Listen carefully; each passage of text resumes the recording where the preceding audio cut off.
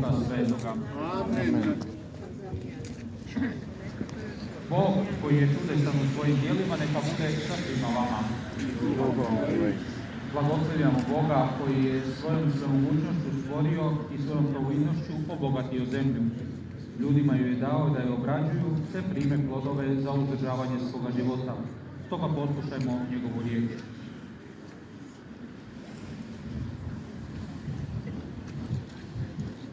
Poslušajte riječi knjige mudrih izreka. Marljiva ruka vlada, a nema vodi u podložnost. Briga u srcu pritiskuje čovjeka, a blaga riječ veseli ga. Pravednik vodi svojih prijatelja, a omladni se vodi njihov put. Nemaran ne uvoli svoje vode, a marljivost je čovjeku blagu radosinu.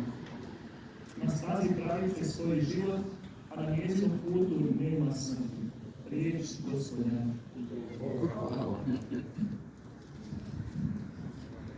Hvalite Gospodina jer je dobar.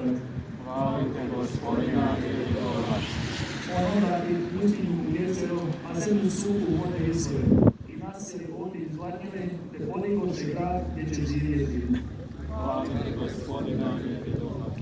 Zasiraše divlje od slaviše vinograda, što im doniješu obilnu ljetinu.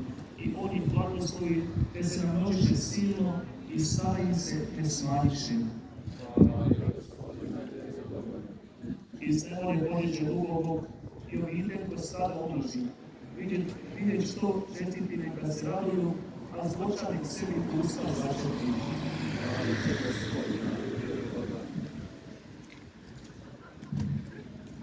Draga braći i sestre, po nekoliko riječi osvrta na riječ Božju koju smo čuli.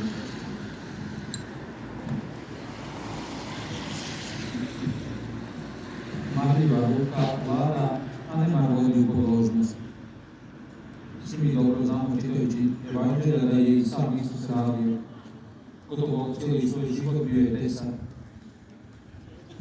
Ako nastavimo čitati Evanđelja i promatrati njegove učenike, ali i sami njegove roditelje, znaćemo da su i Marija, i Josip, i Petar, i Pavao, i drugi apostoli bili radnici, neki ribari, a neki su se bavili ondašnjim poslima koji su bili potrebni. Nama itekako poznati svetac koji je volio našu domovinu, Sveti Ivan Pavao II jednom je zapisao: rad u sebi nosi posebnost čovjeka i čovječanstva da djeluje i kao pojedinac i kao zajednica, što obilježava njegov narod. Dokumenti Drugog Vatikanskog sabora potiču i govore nam o vrijednosti rada, te sve je zapisano. Muškarci i žene koji pribavljaju za sebe i za svoju obitelj sredstva potrebne za život, tako razvijaju svoju djelatnost da prikladno služe društvu i s pravom mogu smatrati se dionicima nastavka stvoriteljeva djela, služeći dobroti svoje braće i sestara i osobito radom pridonoseći onome što im je Bog dao, a to je da žive od rada svojih ruku.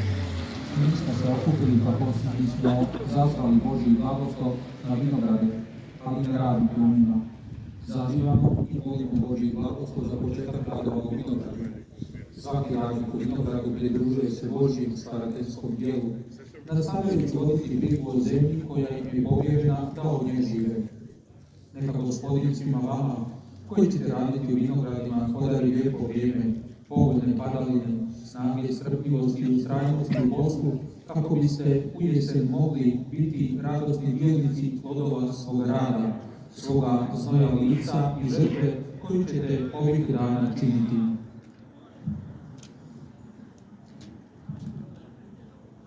Brižljivi Gospodin, Otac svih ljudi, ljubezni se brine za svoju djecu, hrani i njeguje, blagoslovlja zemlju da bi urodila plodovima za održavanje ljudskoga života. Zato bi se kao djeca ponizno pomolimo, govoreći: Gospodine, usliši nas. Bože, ti si nam po apostolu Pavlu dao zemlju da je obrađujemo. Blagoslovi svaki naš trud i rad, molimo te. Poučio si nas da smo lozi na Hristovu trsu, daj da ostanemo u Tvome Sinu i donosimo mnogo roda, molimo te. Čovjeku si dao zemlju da je obrađuje, da je svima u ustrajnosti i ljubavi u obrađivanju zemlje i vinograda, molimo te. Ti zemlji daješ sunce i kišu, daj nam uvijek obilje pravih vremenskih uvjeta za naša polja i vinograde, molimo te. Naši pokojnicima koji su uz noge lica svoga obrađivali zemlju i vinograde, daruj vječnu gozbu u svom nebeskom vinogradu, molimo te. A sada se pomolimo onako kako nas je Isus učio, Otče naš.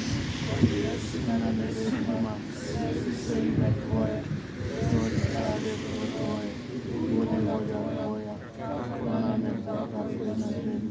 Kruh danas hvataj nam danas, i otpusti nama duže naše, kako i mi otpuštamo dužnicima našim.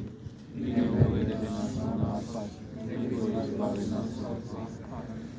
Pomolimo se, Gospodine Sveti Oče, koji si čovjeku naredio da obrađuje zemlju i da je čuva.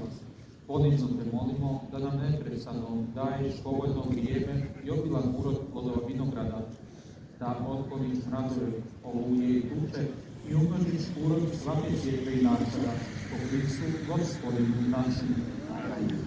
A se naše vinograde i vasolije okupljene, blagoslovio Bog, izvor svih dobara, i oplodio vaša djela da se radujete njihovim darovima i neprestano da slavite po Kristu Gospodinu našemu.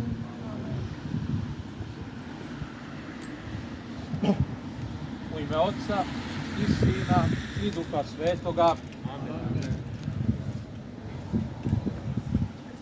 Ostanite u miru i živjeli. Ja bih sad molio članove udruge Kučački narod, sve posjetitelji koji su pojedini škare za vinograd.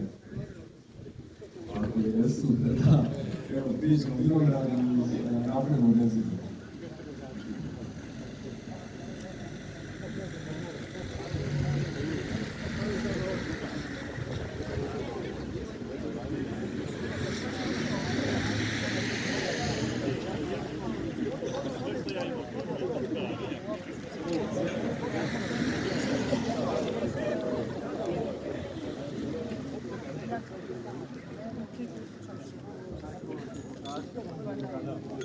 Može, evo.